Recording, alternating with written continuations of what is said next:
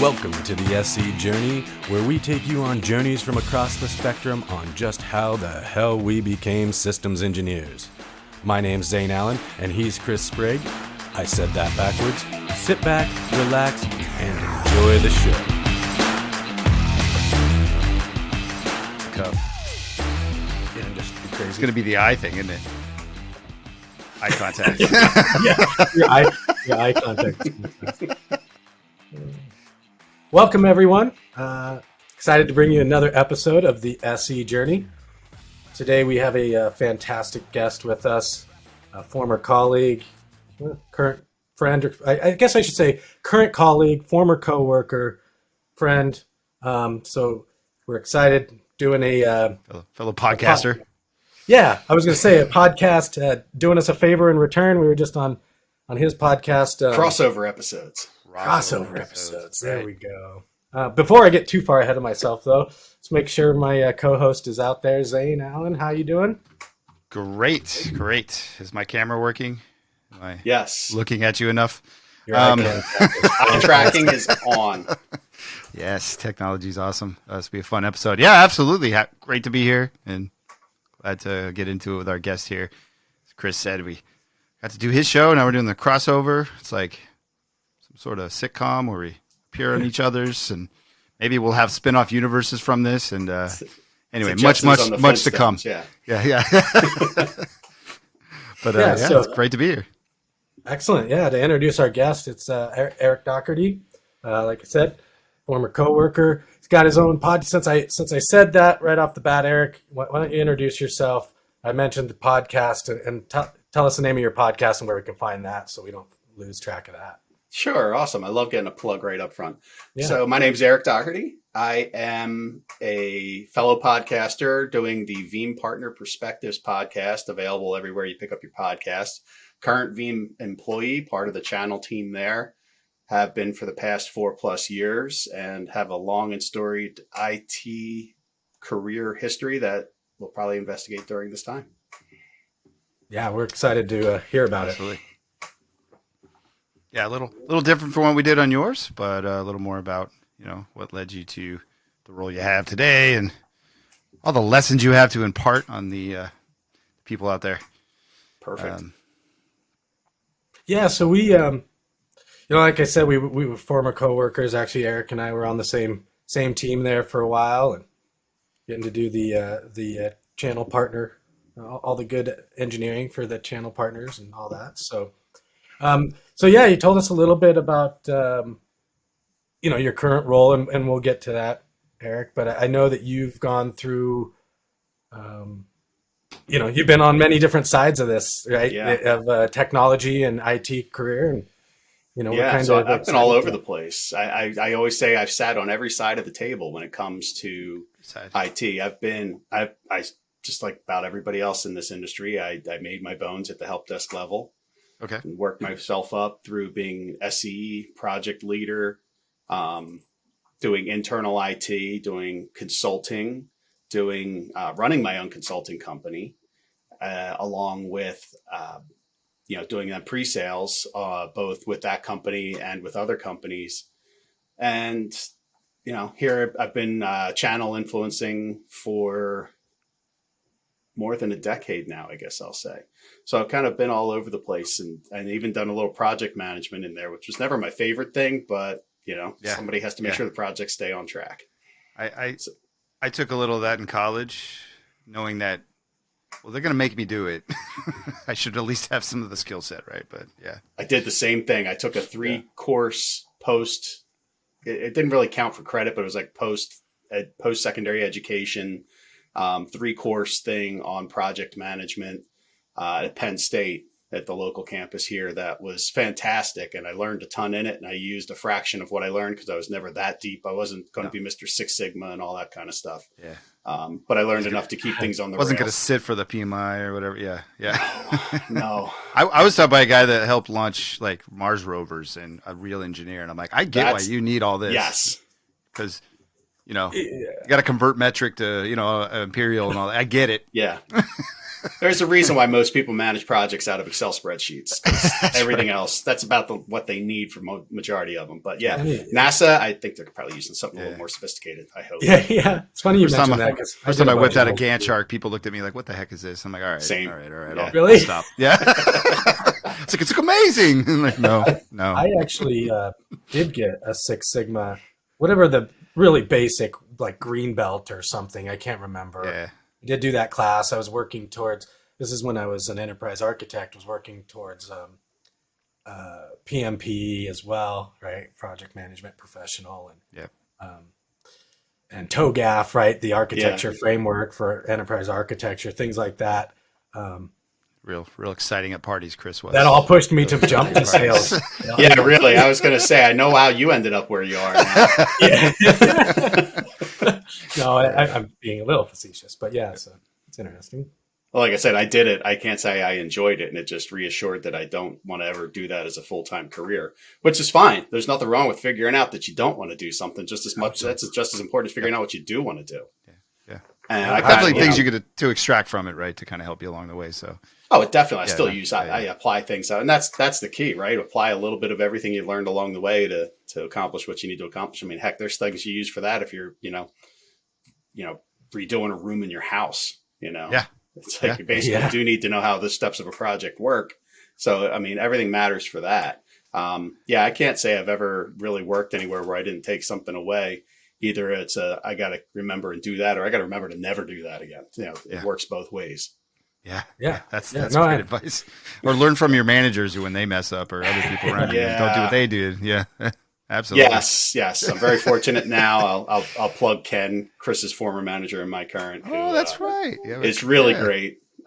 So shout out to Ken. He's very fortunate. I tell him all the time when people ask me what kind of manager is, I say he shields us and takes a lot of arrows for us. But he does a really good job of keeping the team together, and everybody loves being on his team. Yeah. He's Ken's fantastic. And the other thing I'll say about, Ken is he really wants to see you grow, and he's there to help you do that, not try to hold you down, which I think a good leader should do. And so shout out to Ken. Do I hear a next guest on the podcast is going to be? Ooh, there you go. Got a place for Ken. Ken, if you're out there, I'll butter him up for you. Show us how it's done. I'll negotiate the deal. There you go.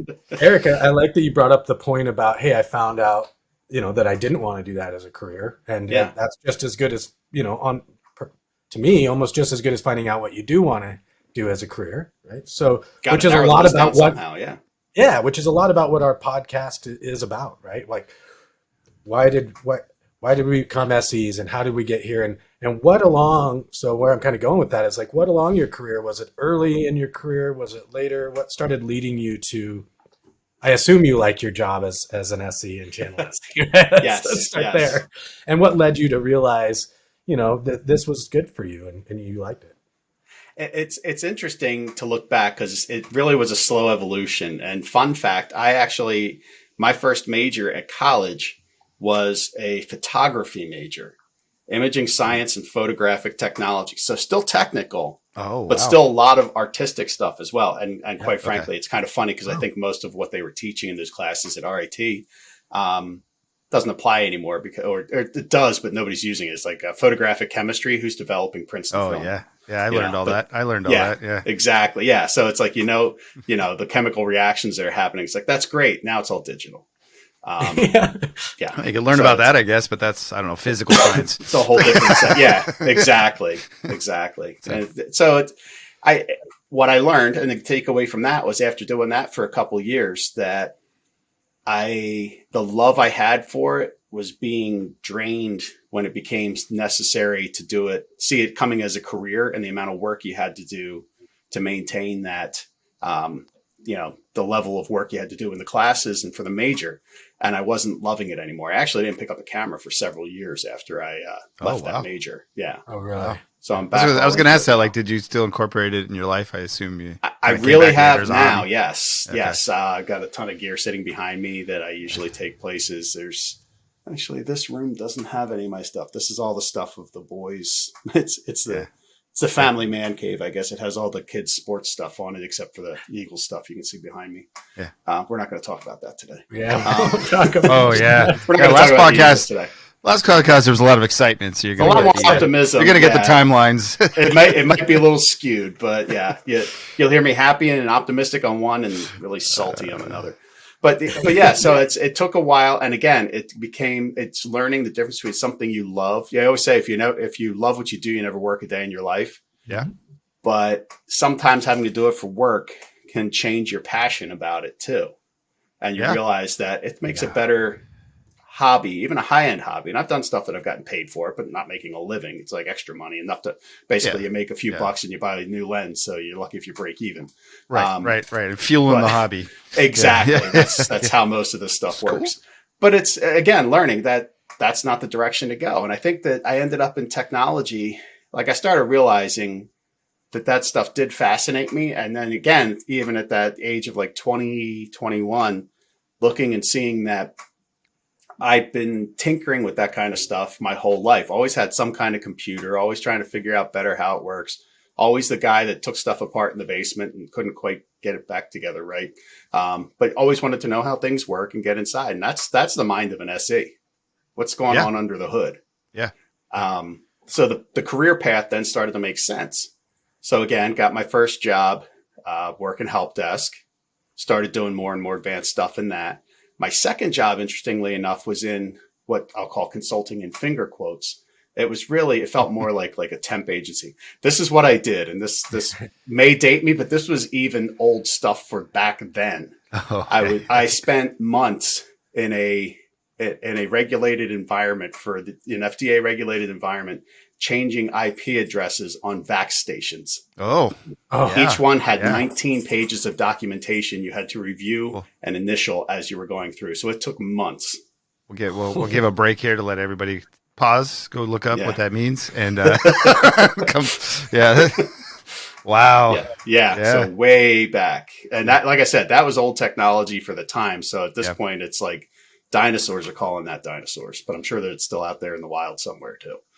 Yeah, we had that. I got into IT kind of after that was done, but it was there. It was still. I was to say, I was more the window. So my next job was, and I did a little bit of networking stuff with that, but then I really liked the idea of consulting, for the idea that it was fresh every day. You were going a different place, you were doing a different thing. My next opportunity was more the traditional consulting you think of, project based. You need new mail servers, new web servers, desktop refreshes, things like that. That's where I really got a lot of the interest in what I did and learned a ton, because it was kind of like, we need you to know how to do this. Awesome. Okay. By Monday. Well, I guess I know what I'm doing this weekend. Yeah. And there was not all this stuff on the internet. There was internet. I'm not that ancient, but it was not as much out there to do the research. So you're doing a lot of things and a lot of, I don't want to say winging it, but educated winging it. Yeah. It's interesting because Zane and I have said that a lot. Lends itself to SE too, right? We can get back to that, but that's anyway. We've seen that a lot with guests on our show, that what do I say, like yes men or other duties as assigned, right? Yeah. Taking on some of those tasks like you were just talking about. And there wasn't necessarily Google and those things back then. And you take those on and they help you grow. And you say yes a lot back then too. I assume I was a younger man when I started in IT, and you're like, of course I'll do that. Of course I'll do that. And I remember eventually you realize you got to start saying no. I did a sale once, and again at this job, I got my first chance of being a pre-sales SE, because I was a subject matter expert for that consulting company. Oh yeah, okay. Yes, so they were like, "You're the subject matter expert on certain things. We'll take you." And and I was had the personality to talk in front of people. I know it's shocking. I talk. But I know, do I ever shut up? That's the number one skill. I think everybody kind of like, I could do tech, but I could also speak to a person. Yes. And I actually prefer that than sitting in a basement. Front office versus back office. You need to know stuff, but the people skills matter. Yeah. But this was one of those deals where we sat there and I sold the whole thing. I can't remember what the project was, but it was something that was brand new. Like, it had not been out long. We hadn't sold it before, but I did a great job. I understood what I was talking about. We walk out to the parking lot and the sales guy goes, "Have you ever done this before?" I go, "No, but I will have by the time that they that we start their project. Right. If they sign, I'll go learn it. Exactly. And that's what it was. And that's part of what it is knowing what needs to be done, Yeah. taking the time to learn it so you can do it successfully. And you have to love doing that to spend those extra hours. Yeah. And when you're young, that's some of the most fun stuff you can do. Yeah. Mm-hmm. And I found that, as you get older, there's more things, family, adulthood start to chip in on that time, which I'm not saying trade in family and being a social adult for learning more IT stuff. I'm definitely not saying that. But you just time management. You start learning time young. management and balance. Yeah. Yeah. You're a sponge when you're young. Everything is new. Everything's exciting. But we're still learning. It's kind of funny. I thought back in the mid 2000s when I had my own company, I was still having to do certs to hold certs. Like we had a few people working for us. And it's kind of like in order to be a partner of somebody, you have to have, XYZ cert.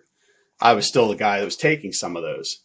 I thought after I wrapped up that company that I was done taking certs forever. I think I hold more now than I did at my PA.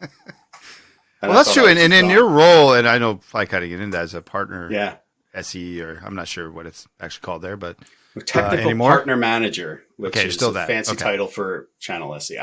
Channel SE. Externally, I call myself whatever I want. I'm just an SE. Well, when I was at Veeam, I used to say, we're all channel SEs. Let's be honest. Yeah. We work for the channel, but exactly. I get the distinction. But you have to interface with those that have to hold the certs to be kind of involved with you too. So you've been on both sides, as you say.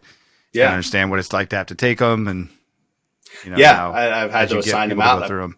I've been an internal IT manager too. So when I say I've done everything, I've managed 20 some people at larger companies. At one point, I always get this wrong, but I'll get it close. I managed people in three countries on 2 continents in 5 cities or something like that was the IT staff that I managed. Wow. There was 1 hour a day we could have a staff meeting with everybody in the office. So always you're asking that what's like this month it's your turn to come in early for the meeting, or next month it's your turn to stay late for the meeting.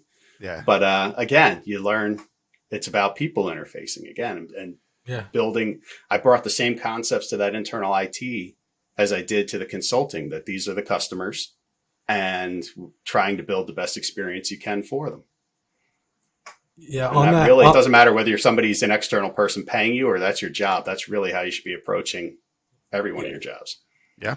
Well actually, I wanted to go on that people skills, or we'll call them soft skills topic. I want to go back to something you said, kind of taking us back a bit at the beginning. I believe it was in your major where you said there was a lot of technical, because it was like technical photography, right? So there was a lot of technical, but there was a lot of the artistic side, right? Yes. So you said art, but plus technical, you kind of started mixing them back then. Really, where I'm going with the question is, do you think having the artistic pieces you learned there help you with those soft skills or communication skills? And the reason I'm asking is I see a lot of people, these are kind of specialized roles, right? You guys have both said it. You need to be technical, but you have to have people skills as well. And so I see the two sides a lot. Like a lot of people come from a more technical background, which I kind of had, and then you have to learn soft skills. That's tougher. Yeah. Or you come from a communication and you got to learn technical skills. So just your thoughts on that. Like, did it help you with that? Were you just great at both of those anyway? Did you have to grow one more than the other? I was never, yes, I had to grow. My thoughts, I had to grow it was a confidence thing. It wasn't that I might, like within my friend set, I never had problems talking in large groups or whatever, but I had to grow the confidence. And that again is knowing what you're talking about.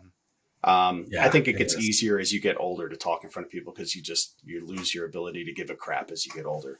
They don't like me. I'll never see these people again. But I think when you're younger, so knowing your craft, being confident about that definitely helps you to have better people skills. When I hired people, when I had those IT departments and I had my own company, I would hire, especially on the IT departments, I would hire on personality and people skills more so than the hard skills, the IT skills, because that's teachable.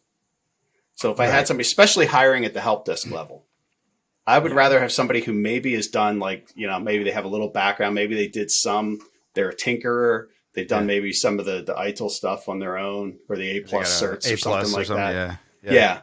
That they've shown interest in it, but they have a great personality where you sit there and have a nice conversation with them, because those are the people that are going to put the end users at ease when they call in. They're not just going to sound like a robot or frustrate them because they can't understand why you're not getting it.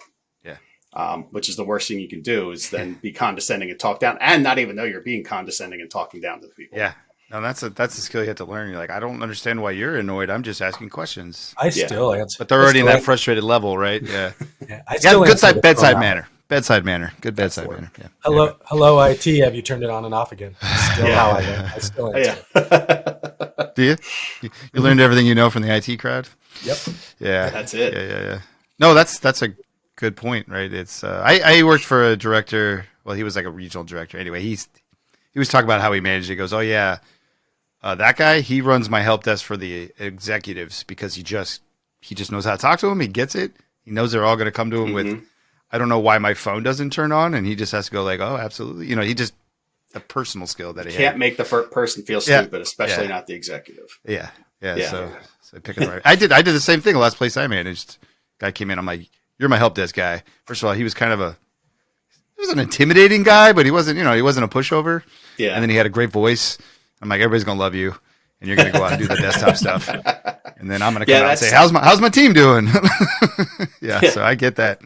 That's the same thing. I mean, that job I started as an SE and got into management, and like I said, I've managed a few different times, and I've really realized that's not what I love. I'm actually doing what I enjoy the most, looking back over my career right now, and that's channel SE, because it is that mix of technical and the social pieces of it as well. I don't mind standing in front of a group. I don't mind going out and, grabbing lunch with people. I don't mind them asking me questions. I think it's a nice mix, even more so than the traditional SE role. I got involved with more channel stuff when I worked for a regional cloud service provider in my area. And they had a lot of companies that signed up to resell their products. So a lot of what I did was training and education and helping them with quotes and basically being their pre-sales arm. I'd get on the phone with their customers to help explain what we're doing, but at the same time, educating them.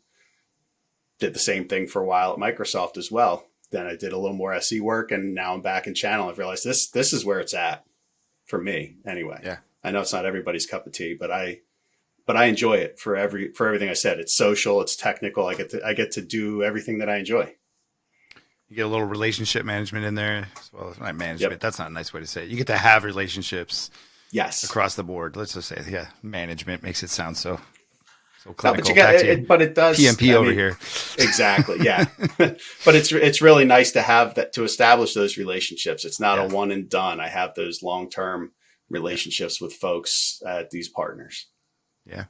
Yeah. So I'd like, I think we skipped a little of your journey there, but I'd like to poke into that a little bit, just because I think that's a great thing for our listeners as well. Like, hey, maybe I want to be an SE, but maybe I'd rather do the channel stuff. Right. So, you touched on it a little bit, and without that, do you think you have to be an SE first? I want to hear, what you like better, and kind of compare and contrast if it doesn't put you in an uncomfortable situation. No, that would be great. No, and having done all of it, I think for channel SE, I think you're sum of all your experiences. I mean, that's not true anywhere, but I think really when it comes to this, because you need to be able to have those technical experiences. I don't think I could come into a channel SE role as I would need to be a technical person. I think there's some folks in sales that I know that are pretty technical that could probably make the changeover easier than others, but you can't come in.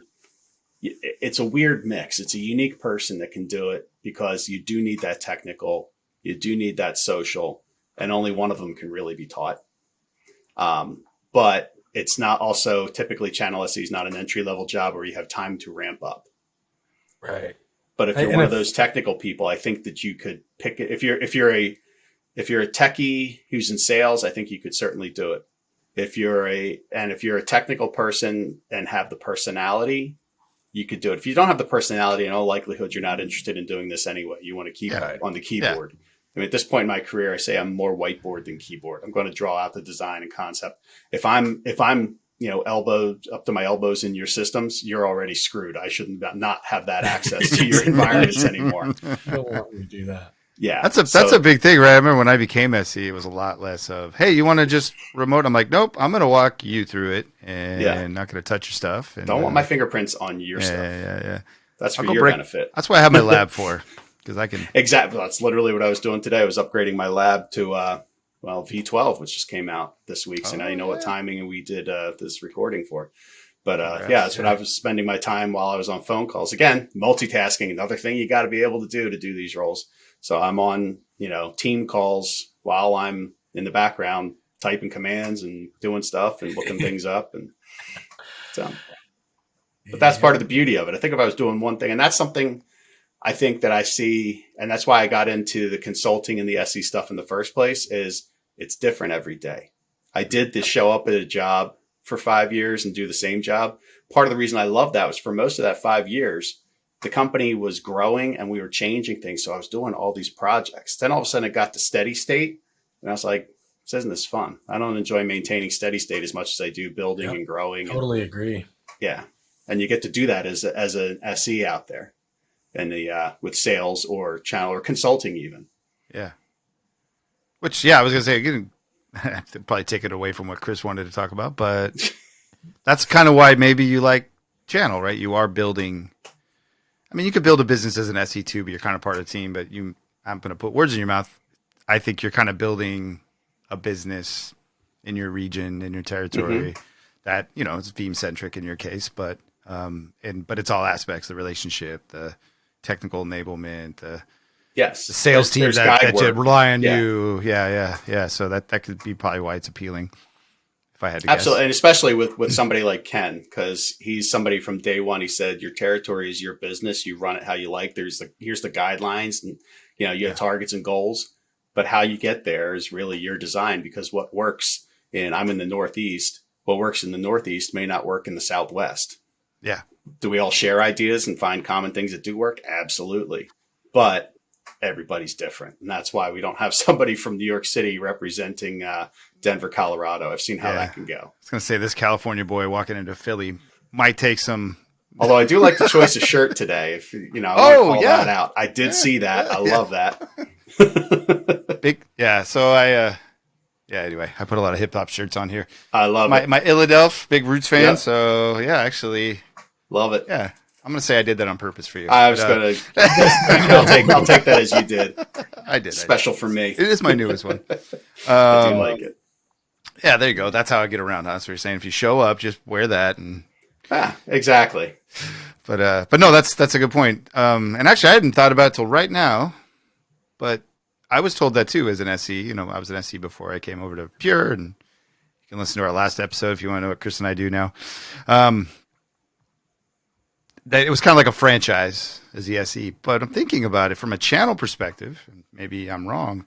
You're more like the franchise, kind of, because you service the sales teams inside of it in this greater business.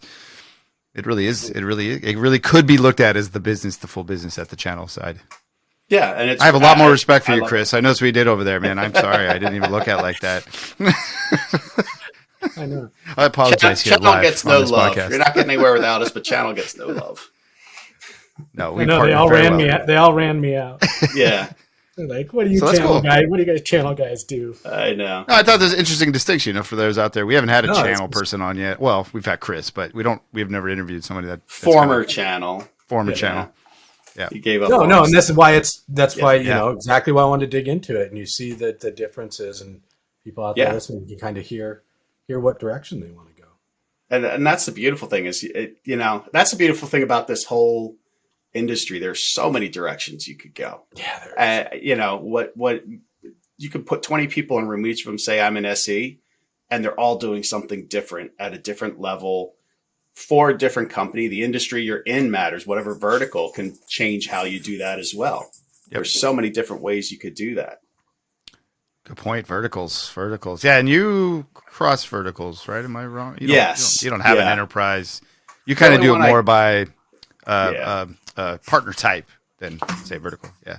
Fed's the only one that we really don't touch in, but other than that, yeah, I'm across ways, and Fed I'm okay not touching because there's so many regulations and everything that I just talk about having to keep up on things. I'm always impressed with people that can keep up on all that. Yeah, we have dedicated on our side as well, and You have to. I've had them do crossover because there's some commercial. I do commercial that that interface with government, and I bring that guy on. The acronyms start flying, and I look like I couldn't even manage this conversation if I wanted to. Like text in there, it's less tech. It's more about I understand these 3 letters need to interface with these 3 letters than this 3 letter. It's all these parameters now that you never have to deal with in totally different outside of Fed. Yeah, I'm with you. So And those of you out there that are Fed space, yeah, God bless you. that personality, even those accreditations might actually get you a Fed job a lot easier in the SE space. Background clearances and the ability to go through the alphabet soup. Very true. Yep. Very true. Yeah. And that's so again, SE is what you define it. And the beauty is that your career steps can help to define it. I've done so many different things. For a while I was network, for a while I was servers. Now I was an SE for a disaster recovery company, not Veeam, for a while as well. And you become the sum of all those parts. So it was all those different things that I did turned out to be a very easy transition to being at Veeam, being a channel SE, because again, I use those experiences to help, tell the story of Veeam. Yeah, I was actually going to say that earlier. Now I don't remember. We've moved on a little bit. You were talking about Chris, what do you like in channel and communications, and I was going to say I think stories are bringing stories are really important to the channel. I think it's important everywhere. Like we talk about stories because honestly, if you're going to talk about a product with someone, they want to hear that it worked for someone else anyway. Mm-hmm. So stories are big, but channel especially, right? Because you're saying, hey, here's how cool the product is. You're like, cool. How are people actually using this? Show me some anecdotes. Show me some real world wins where I can feel confident in helping my customers with this solution. That is so true now. I think it just becomes more true all the time because I feel that over the last several years, the conversation has moved away from features, as we call speeds and feeds, and away from the nerd knobs and more into the how is it working for them. I think selling everything is that way. If you look at either a print ad or even a TV ad from 30, 40 years ago, they're talking about, like even on like a car ad, they're talking about things like the engine displacement and the horsepower and, what kind of transmission it has in the ad. Now Subaru's selling on love. It's like it's such a transition. And but that's how everything's going. You need to feel good about what you're doing. And that even translates into selling software. I have to feel confident and good that it's going to do it. And everybody's got the same 5 nerd knobs now. I mean, there's becoming more and more feature parity. So you better have something better. And that's telling that success story to your partners who can then share their own, be like, oh, that reminds me of that time. And again, borrow stories. It doesn't have to happen to you firsthand. That's why case studies are awesome. Mm-hmm. Mm-hmm. I think that's 100%. And I think that's why relationships are even so important, right? If all technology is on an even playing field, who are they going to pick? The person that they feel is they trust the most, the person that's going to be there if they do have an issue, right? Those types of things. Someone they know they can ask questions to. Very true. Very true. And it makes it, again, and it's tough because it's rare that you see, and we have them. But usually when you get into the channel, I've noticed most folks have a few more gray whiskers on them. At least, some high. This all happened during my channel days. Well, yeah. Otherwise, I just had dark hair, and we both cut our beards back a little bit. They were way longer in COVID time. Very impressive. But it's I think because you have to have those experiences and those stories, you can understand how the product works. But it's like you have to have a couple of those battle scars to be able to share and get the credibility with the folks on the other side of the table. That comes with time. But that's why being an SE and then getting into channel, I think works because all those experiences matter. I can tell stories about something that happened 20 years ago and put it into the terms of something that matters to somebody today. Or at the very least, if I tell the story, they go, this guy gets it. He's been there. even if it's old products. Sometimes you say something about the old products, and you just sound like, "Shut up, old man." You're drooling your soup again. Just get out of here. Yeah, so you have that sometimes too. There's my dog in the background chasing her tail. Oh, that's fantastic. Mine's past free that. entertainment. I can't hear yours. That's why I have headphones on. Trust me. Yeah. Anarchy here. To that point, I was going to say, and sometimes, you make a connection or a relationship with someone just because you've experienced the same thing. Yes. Oh, I ran into that. Mm-hmm.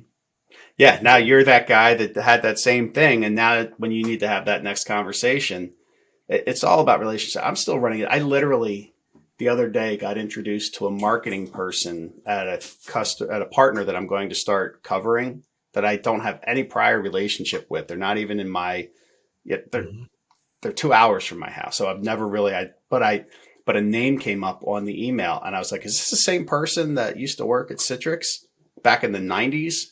Yes, it is. How have you been? All of a sudden now it's like, okay, boom, we're good.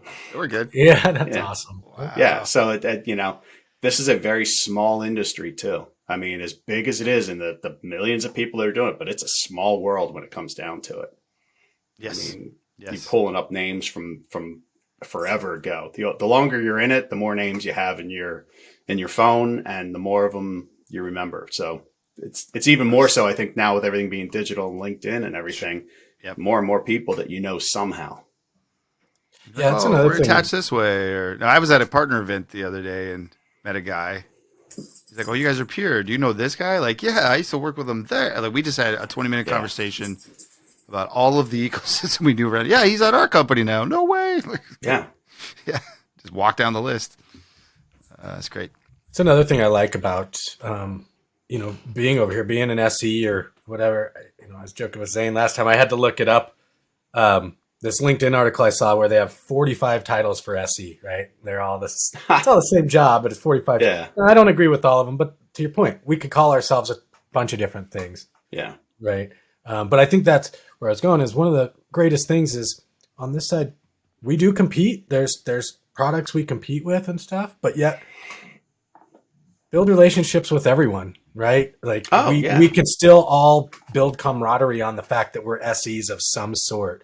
Right. Mm-hmm. And I don't, dislike someone because they're selling a product, against me or whatever. We can still have a relationship and a friendship, compete, but maybe someday down the road, we need that relationship, right? Well, with that person, and first off, nobody stays at a job forever anymore, so you never know when you'll be coworkers. And we're all people, and it's the number one sales lesson as well is separate the product from the person, and that works both ways. If you're selling, don't take it personally when they say no, unless they come up to you and say, "I don't want to buy from you, and your shirt's ugly, and you should really not wear your hair that way." You shouldn't take it personally. Yeah, exactly. But that might be personal. That might be a little personal. If they said that, I'd really wonder how I got to that point with them. But like, wow, all right. But you could really have that. So it's again separating that, and it's like we're just people, and it's the exact same way. I go to these events and I talk to the competition just as much because guess what? They're just people. Yeah. And they've worked some cases. We've ended up maybe never worked at the same time at those places, but we've worked the same places. And it's one of those, hey, how was it when you were there? What kind of thing? Here's what's going on when I was there. And like, oh yeah, it's totally different, but it's just knowing people. Yeah. It's not like I'm going over and giving away trade secrets, and nor are they. Yeah, like we're just not talking about as people in the same industry. Yeah. No, it's absolutely true. Yeah, we Chris and I have a friend who's, he's been on the podcast anyway. He's been kind of at a different company than ours, and then he was at one we kind of worked with, and now he's at one that I guess we don't really compete with, but is owned by a competitor. So things moved around, but yeah, it's always been great. I just talked to him today, right? I can actually ask some questions about his product, and he'll tell me, right? Hey, yeah, that's how we work. Yeah.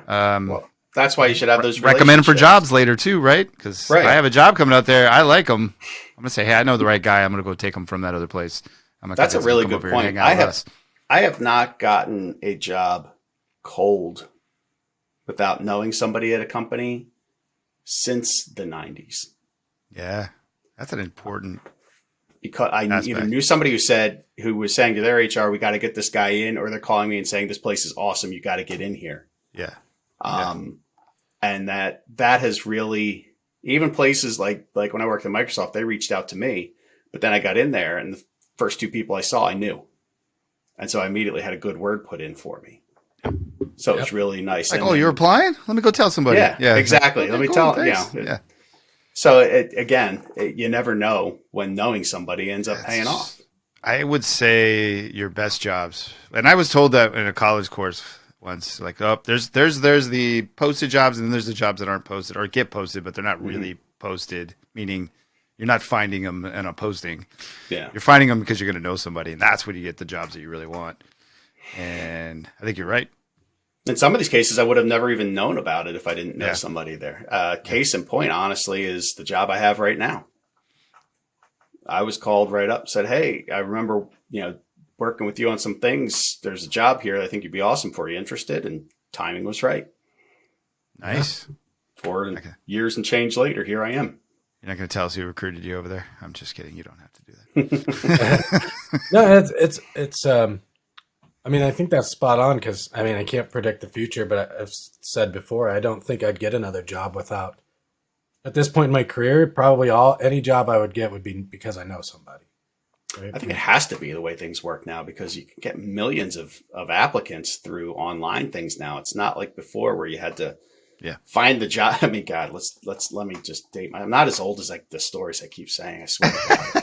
But like finding the job in the paper and mailing in your resume and a person scanning it. Now it's all digital. It's digitally scanned. If you don't have the right keywords, then you're not going to get. I mean, I can't tell you how many things I get emails for that are the wrongest job I could ever get, but I had one keyword in there that must have picked it off. Yeah, caught it. Yeah. What's a paper? So it's a whole different world to how do you differentiate yourself in a pool of thousands for a job? It's the other side too. I don't know, and that's kind of maybe off topic, but recruiters, I get so much recruitment, and it's not related to really anything I do. If it's just like, oh, your title's this, so even the other side is just keywords getting thrown at each other and sifting through that, especially if you're out there job hunting. So yeah, having that network. I saw a thing, man. You work over there. Stuff. What do you think? And they're like, oh yeah, you should come over here. Let me know who you're interviewing with. I'll find out who the manager is. Exactly, and I do that for people. Here at Veeam too, all the time. I have people reach out and say, "You like it there?" Yeah, I do. Think I'd like it there? I think so. What are you looking for? And then I'm like, "Let me know who you're talking to. I'll put in a good word." Yep. Unfortunately, none of those people have gotten hired, so maybe my good word isn't all that good. I have to think about that. I've had a few of those too where they're rejected. Yeah. It's like, I'll put in a good word. You may not want it. One or two more. I'm taking it personally. If this happens one or two more times, I'm going to start taking it personally. That's when you take it personal. Yeah. I'm just going to talk with somebody. But look. Is it me? I can put in a good word for you, but you better have a backup plan. Yeah. You got it's like having a safe school. You're going to want to apply with several people. Exactly. Yeah. I'd go more along that line. Yeah. So I'll be your third choice. Eric, have you been lucky enough to be in the same role the whole time in your current job? Or I have, yes. And I'm happy about that. There were times where I thought about making a change, and I'm glad I didn't because, there's always times. Every job has some things that frustrate you. And what it comes down to is the things that frustrate me, I can either work with and fix, which I have with many of them, or is it really enough to make me want to do that upheaval? Because I do like what I'm doing. Right. I don't even want to call it the routine because I did like 12 different things today. It's funny. I get to the point sometimes where I'm like, I started 12 things. What did I finish? Nothing. I better focus on finishing something. That happens a lot. Good success ratio. So I've gotten to try and experiment with things that I don't know if I would with a lot of other roles. Like, for example, the podcast, our hands-on lab program. I'm one of the founders of that. Because a need arose through a partner. Yeah. And I don't know, depending on and I also, nothing against other managers, but I also enjoy working for Ken because I don't feel like I work for Ken. I feel like I work with Ken. And I think that's a huge thing as well. Makes a big difference. Yeah. That we're all part of the same team and, and that he's got our back. I'm not saying that another manager wouldn't be that way, but there's a lot of value in having that knowledge and I like what I do. So what am I going to change to? And like you said, I Yeah. enjoy working channel, and it's working out well for me. I've made myself a nice little career here at Veeam. So why Yeah. upset the apple cart? Yeah, that's fantastic. Actually, I was thinking, you've mentioned kind of liking change or not. It's interesting because I like change. I like having a routine, Yeah. but I like change, right? So to your point, I don't like having the Changing same routine? thing. Yeah, Yes. changing routine. I don't like having the same thing every day, right? That's why Yeah. moving out, of IT or in a cubicle, stuff I loved for a long time, and then realize, hey, I do want things to be a little more dynamic.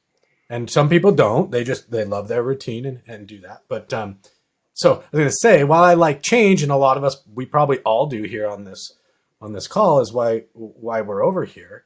Yeah. One of the things about that, though, is with sales companies, in a sales org, there can be a lot of change sometimes, right? Yeah. And yearly there can be change, right? So you may be told, hey, your job changed a little bit. So I was asking you more from that's beneficial and somewhat a little bit lucky that you've been able to stick with the same role, right? And it hasn't had to change. Yeah. on And you. it's Oh, bringing it me also new stuff didn't all the change time. on you, is what you're saying. Yeah. Not drastically, but Right. maybe change isn't the right word. Maybe variety is the right word. There you go. I get to do a variety of things, and those things, there's new things in there, things that I did. Heck, after 2020, the way everybody did their job is different, but that's where doing things like videos, like I do a lot more multimedia stuff now, do a lot more trying to do at scale. Whereas before I always joked I was going to get tour shirts made up for hitting, 12 offices in 3 days in 5 different cities or something like that. Now it's a lot of virtual stuff. It's switched to what can I do? How can I use multimedia to my advantage? How can I do things at scale with video and with the podcast and things like that and still get the message out there, maybe reach even more people. And there's nothing cooler than me putting out some of those videos I do on LinkedIn and then having somebody direct message me on LinkedIn from the Philippines asking me a question. It's like, okay, wow. I guess I've gotten some reach here. Yeah. A little outside of my territory, but I'm still happy to have the communication and talk to the person. Yeah. Because that just shows that it's having an effect. Good feedback too, right?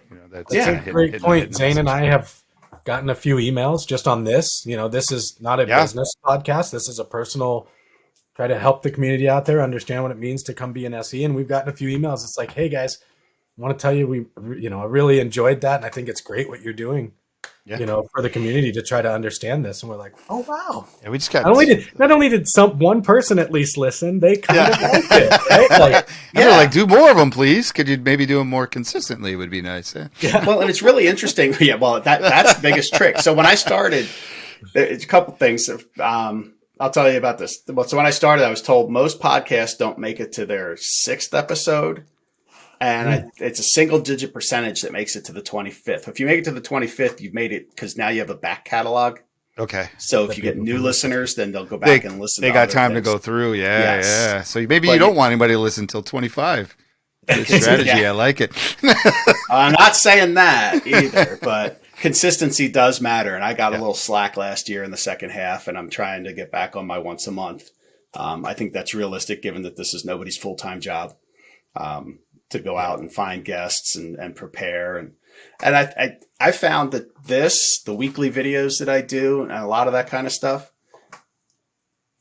do something that makes you a little uncomfortable. It gets you to grow. And it is not my nature to call up somebody that I may not know that well. Like it's different with you guys. I know you and literally we've been talking about putting this together forever. Yeah. But literally, to call somebody you don't necessarily know, even at your own company and say, hey, I'd love to have you on for 30, 40 minutes to discuss this. It's kind of like that selling thing, but now I'm selling something and it's like, oh, they're not going to have the time. Why are they going to want to do this? Yeah. And then finding out they're excited. So while it's uncomfortable, the reward is huge. Zane and I are working on that. Great point. Yeah. It's true. I've gotten some people I know that are very much like, well, I don't know that I could be on the podcast. I'm like, we're quite literally just having a conversation about you. Yeah. It's the easiest damn thing. Now, if you're saying I don't want to be on your podcast, I get it. But let's not make it about the stakes are low here. Let's be honest. But we have had a couple. But I get it though. It's a little uncomfortable. Like, I don't know. You want to be on my little podcast? Maybe 2 people are going to listen to you. I've only In? had one person decline, and I was fine with it because I just, I was like, okay, I get it. Like you said, Sure. most folks, I'm like, hey, I'd love to have you on. And this is what I'd like to talk about a little bit. I'm in, and you'll see that over the next few months of mine. But you got to ask, and there's discomfort in that ask sometimes. But I think that doing that thing that makes you a little bit uncomfortable, stretching, it's something like that, stretching your skills, learning something new. I mean, this old dog's still learning new stuff because guess what? Anything I knew 10 years ago, 20 years ago, whatever it is, it all influences what I do today. But the actual technical skills that I had are pretty useless. Yes, nobody's that is a installing great NT351 today. Yeah. I haven't done any new Win95 deployments. Yeah. Not a lot of that. There's no. I taught adjunct college for a little bit, and I taught networking, and that was my approach. I said, look, I can show you how to use this Windows, and you're going to graduate, and it's going to be Windows I don't know, or I can teach you the fundamentals and how to find the information and how to think about these things, and then you can just go be successful because you're going to be learning tech. For the exact reason. Methodology is so much better than step by step. Like that's what we're doing here, and we did it experiential. We did it through learning. Yeah, they got hacked and things, and you got to feel the pain and change services. But no, that's a key part. I think we might have brought this up in the podcast again, but I think it's very, very important key part to get. Yeah. Anyway, and that usually if people are like, what's the takeaway? It's never stop learning. Yeah, and I don't care. And that's your business life, your professional life, and your personal life. Always pick up something new and different. There's always something, even if it just means that you're reading some different news articles. One of my favorite things is because of all whatever with my kids and everything, we have the subscription to Apple News. I'm just scrolling through and reading random stuff. So I'm learning something new. Maybe not a ton and maybe not all of it's useful, but it's interesting. And maybe if it is interesting, I go find something else to read about it. Right. Or like I said, I've got all these guitars around here. I played when I was a kid. I was never that good, but I'm like, I picked it up again. Now, if the kids are older, I've got evenings and weekends. They exist after kids. Rushing to hockey games or whatever, right? Oh, yeah. Yeah. So I'm sure you loved, but I did. And it's time for the next thing. And so it's like you're learning new things. How do you keep learning, keep yourself interested? Because as long as the brain's working, you're going to be alive. You're going to keep yourself alive and going. I love that point. That's a good point. And putting the learning in, I don't know, you just made me think of this. My daughter plays softball and traveling. I'm in that. I go and watch the coach her. Okay. And I pick up on how he's doing it and the skill set he's learning. And I'm learning, like, first of all, I want to be able to reinforce. She doesn't want me to coach her. And this guy's been doing coaching for 30 years, played baseball in college, did the coach the boys team at the high school, the whole thing. But it's also that interaction. And I guess my point is you can draw that back to your work, right? Like how he's relating to this person. Yes. I've seen him grow because he used to coach boys, and now this is a girls team, and it's just a different dynamic. You can't scream at them the same way. Yeah. Again, and going I'm like, back to the taking so you get these skills. Yeah. And then I'm learning from that too. Like, wow, that's an interesting approach. I see how he's doing that, and I can take that back into life, right? And you could actually apply that. But anyway. Well, I used to coach. I outgrew my kids' capabilities with coaching, and by the time they were not even 10. Right. But I used to tell the parents at the meeting, it's like, you're going to hear me raise my voice. I'm not yelling at your kids. Yeah. I'm yelling to them. Yeah. Because we all know they're distracted. They're 9-year-old, 8-year-old kids. Yeah. I need to get my voice above them. So you're going to hear it. And if it sounds angry, it's unintentional. I'm never angry with them. Or if I am, I'm sure not showing them because they're 8 and 9 years old. What good's that going to do? No. You're going to try to lock that down? Yeah. Good luck. I know. But I loved it. And, it's kind of funny. The last batch of kids that I coached in some of these things just coming through the end of their high school time too. So that's awesome. Yeah. It's kind of cool to see them come out for these sports and grow a love for it. It's like, do I think I really had a big impact on it? Maybe. I don't know. But you help facilitate. Some have gone to play in college, and I made it, at least I hope, a fun environment that they wanted to come back and try it again another year. Yeah. Mm-hmm. Those soft skills. That's what I was trying to bring it to. Definitely part of even a lot of great life lessons in sports, right? Yes. Team sports. There's discipline in individual sports, and I never really did individual sports, so I can't speak to them too much. But team sports, absolutely. It's, everybody's got roles. Everybody can't be the top goal scorer, or everybody can't be the quarterback. Everybody has a role. and knowing where your skills are and how you can help the team translates everywhere. Yeah. Mm-hmm. Yeah. So lessons to learn everywhere, I guess is. Yeah. Like Very looking at okay. me, do you think I ever had a shot at being the wide receiver or the quarterback? No, not a chance. No, no. No. This has been I was a little leaner in high school, but I still Sure. was not quarterback material. Yeah. The only thing I do is I used to be able to run fast, far. I could just run far. It's not as fast anymore, but I still get out there. Good for you. around a bunch. This is a cool other conversations as assigned section that we got. I was trying to weave it back. I mean, It all matters. No, it's It all matters. No, So- it is. so I mean- it's a makeup of who you are, and having those kinds Yes. of hobbies and conversations to bring back makes you a better social Well, and- SE. and having hobbies lets you break away from maybe the work, right? The Mhm. concentration. But in those, like I know, like I said, I go running. When I'm running, I think that I solve problems, right? It's almost a meditation because I stepped away from Yes. it. Or you go and do an activity like this. Yes. You're learning some other soft skill that you may apply, because you had a hardship or not a hardship, but a, difficult situation you had to get through with the kids or to relate to them when you're coaching. And now you can Yeah. take that back to your work. That's saying is you could step away from it, but still it all ties together. That's Chris. actually that's a ties fantastic together. point because I think we all love our jobs, and you start, the goal is to do something you love. So you like you said, if you're doing what you love, you're not working. Yeah. Right. But there's the other side, and then you guys are giving me a good lesson here as well. I love it so much. Sometimes I don't step away. Mm. Right. And we can get. I'm sure all of us can do that sometimes. You get into Sometimes. it, and you love it. But to your point, like you go running or you go take the dog for a run or a walk. Yeah. Or, Do a hobby. go play the Go guitar. play guitar. Yeah. Go watch the softball game. Learn some of that. You got to be able to kind of check out as well, right? Yeah, I think it's a left brain, right brain kind of thing. I feel like you use so much of the technical side, especially as an SE and in this industry, that to have a way to kind of do things on the other side of your brain. I know it's not really that's how it works, but to go away from the technical and into the creative and have a creative outlet, I think is huge. Even if that outlet is, like you said, just to go running and clear your head, or to hi Mac, how are you? No, take the dog out. The dog- Can you tell I'm the only one home?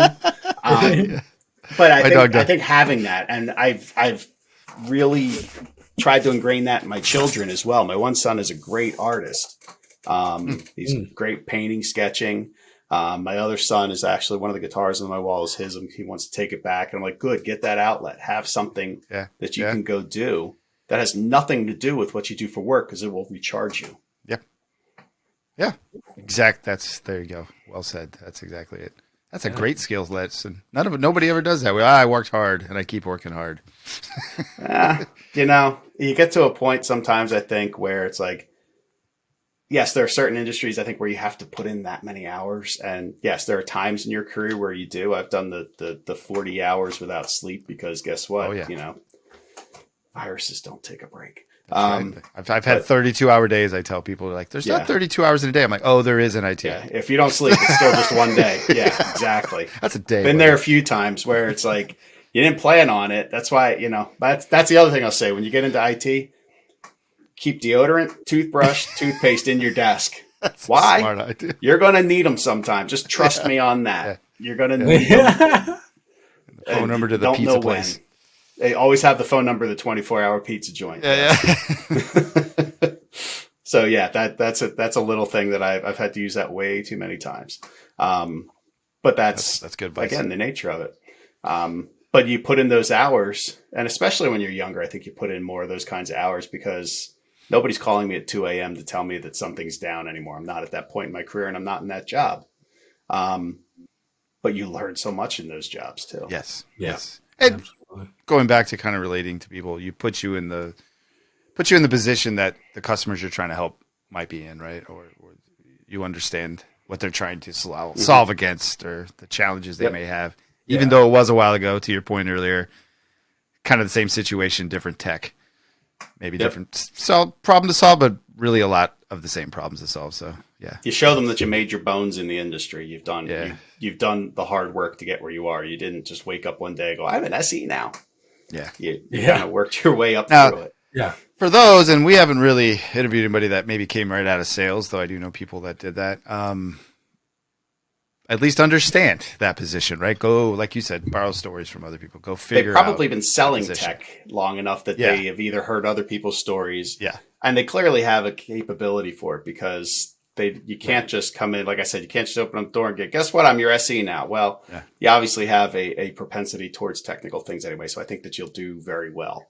Oh, yeah. And yes, there are people, and I've known people that do that and never looked back.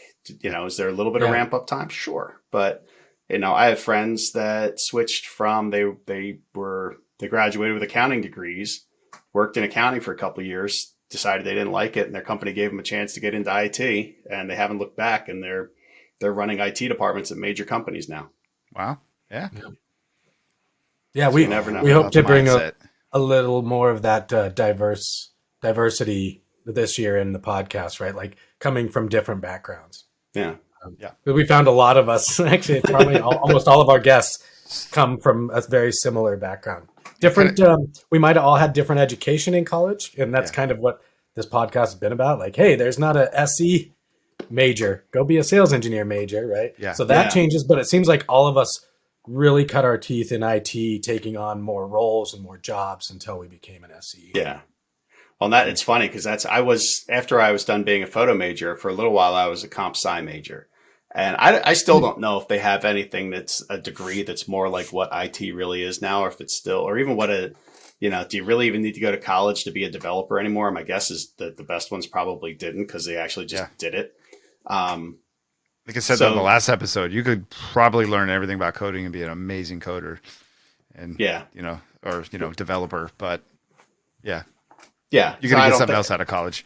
Exactly. Yeah. If that's even necessary. And that's a whole episode you could have on just, is college even necessary for most of the stuff anymore? Yeah. Cause I ended up at comp sci, I did for like two semesters, realized I couldn't stand anything about it, cause that wasn't what technology and IT and everything was to me. So I ended up switching to just a business management degree. Mhm. Why? Because it was the fastest path. And I was like, no matter what industry I'm in, it's business. It's going to matter, having a little background on how could marketing works and stuff like that. Transition helps. to a business partner and less of just a technical resource Yes. for your company. That's kind of why I did that as well. Yeah. Yes. That's super Now, I interesting. did go back and get a master's degree in information science. But that was Did you? 10 years later I- after I had a career path. I started as computer science as Undergrad. well, Eric, at San Diego State. Did some of those classes. I actually didn't mind the computer classes, even language code and stuff. But I had kind of the same realization, like, hey, this is very much coding and programming and developing. And while I wanted to do that because I wanted to create games at the time and stuff like that, I was more of I had been building computers since I was very young and hands-on and things like that. And you realize that's not what that was. And I ended up switching. They had kind of taken the CIS and networking major and they called it information technology management.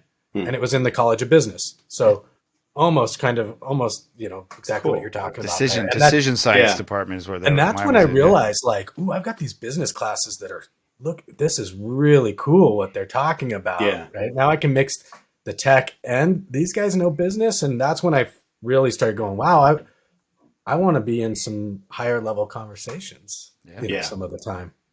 So That's how I felt about it too. And that's why I never doubted that decision. And if you're not sure if you know you want to go to college, but you're not sure what you want to do, I don't think that's a bad degree to go with, because you could come out and you're prepared to go into sales. You're prepared to go into just about any department that doesn't have something specialized. Like if you're going into accounting, maybe you should take more than accounting 1 and 2. Sure. But Maybe a doctor. Maybe you should go to med yeah, school. I appreciated it. That's my business diploma up there. Where's your med degree? Yeah. Tell me where it hurts. Yeah. Tell me where it hurts. Let's get no. Let me just pull up WebMD here. We'll get to the bottom of this. No, that's a good point. It can be an nice, well-rounded degree to get you across many facets of the business. Yeah. And then, like I said, the master's degree was fascinating time. What's funny is I think it sounds cooler now than it actually was, because what information science is now is nothing like what it was when I got that degree. Yeah. But it sounds awesome. I'm a data So, scientist now. Yeah, yeah, sure. exactly. Yeah, look at that right there on the diploma. Yeah, I think that's a little different. but it's still Yeah, it's I started out hard science. Well, I started graphics really. I went to hard science and then did similar route IT. yeah. I got an MBA too at the end. I'm like, I'm really just going to double down on that business thing. And I didn't want the MBA. That's why I went that path. yeah, Penn I'm with State you. had a great program for it, and that's what I ended up doing. And glad I did it. I might have done that differently. But the I still am experience not was sure good. if it got me any advantage in my career at this point. Um, I'm glad I did it, but I don't know if it's gotten me anything that I wouldn't have gotten anyway. I don't have any way of telling that, to be honest. Yeah, it's hard Yeah, to that's hard quantify to measure. that. People Yeah. have asked me that about MBA. I'm like, well, I think it was worth the process. Yeah. I think it did open a few doors because people are like, ooh, MBA, that must be something. You're like, must be, right? And then, Yeah. then you walk in. Whatever and you say. Just do the Yeah. job. But the process was there. But you probably could have done that in any discipline. So, yeah, I'm Yeah, with you. so I might I- have done it differently. Yeah, well, it is nice. I just paid off my student loans. And it's been a long Ah, time. that's so. even nicer. Yeah. So that's I the other think thing I was paying measure. like three cents a month for the last 100 years or something like that. I did have a friend. He went the social science route, and his retirement's gonna be a pension. Mine's gonna be whatever I save. Yeah. He's like, why do you keep with the jobs? You're trying to make more and more. I'm like, well, I got an MBA, man. I got to have an ROI. Yeah. Like, I got to Exactly. show an ROI on this spend. Because again, I'm going to pay 3 cents for the next 700 years. That interest rate. Yeah. No, I got mine out of the way just in time for my kids to start bringing theirs to me. So, There you go. That's how it goes. It's just a cycle. Well, Yeah. this has been absolutely fantastic, Eric. I love the conversation. I'm sure we could just keep doing it for hours. Obviously, yeah, it feels natural, right? yeah, it's been great. We'd love So- to do it again. Anything? Sorry, Zane. But Eric, any part of your journey we missed that you want to make that we didn't get to asking you questions or anything closing thoughts, I guess. Yeah, I think we hit the big things and where a lot of the decision points and how I got where I am, we've covered, which is great. Like I said, I'll just double down on the never stop learning, and that's in business and and personal life. Yeah. And if you're not happy doing it, we're at a point where we're educated, experienced people, and probably most of the folks we're talking to here are on that similar path. There's no reason to be miserable at your job. And sometimes, and I've been very fortunate, but I know a lot of people have been this way, that you don't realize how miserable you are in a job till you get out. So if you're feeling like you're not, don't be afraid to make a change. Another great point. Yeah. There. Another great point. Yeah. So change is good. Variety is good, I'll say. Variety might be the right word over change. Yeah, no, I like it. Zane? Well, we always ask at the end. I don't know if we want to fit this in. Ooh, yeah. We always have our ending question, and I don't know if I approached you for this. It goes on the path of learning, so I hope you'll take it as that. Cool. We usually ask everybody, especially, we've talked about this. Most people were in IT, so they kind of have a mess up story, but kind of like, what's your biggest mistake that you learned from? Or even some people have taken the road of mistake I was adjacent to. You could also tell us your biggest triumph if you don't want to do the mistake, but we think it's much more interesting to learn through the failure. Just kind of, everybody understands that happens, right? That happens, Yeah. and you learn from it. There's, I can't say that there's ever been like that massive one. I'm perfect. I haven't made any mistakes. I don't know what you're talking about. Well, there you go. but- no, I'm kidding. Eric's the guy to live up to, everyone. That's Seriously, right. yeah. To go back and stand on my pedestal now. But I would say there was a time where every little thing that I did wrong, I felt like I could remember, and it just haunted me. Okay. And I think as I've gotten older, I've let those go. But you don't be afraid to fail.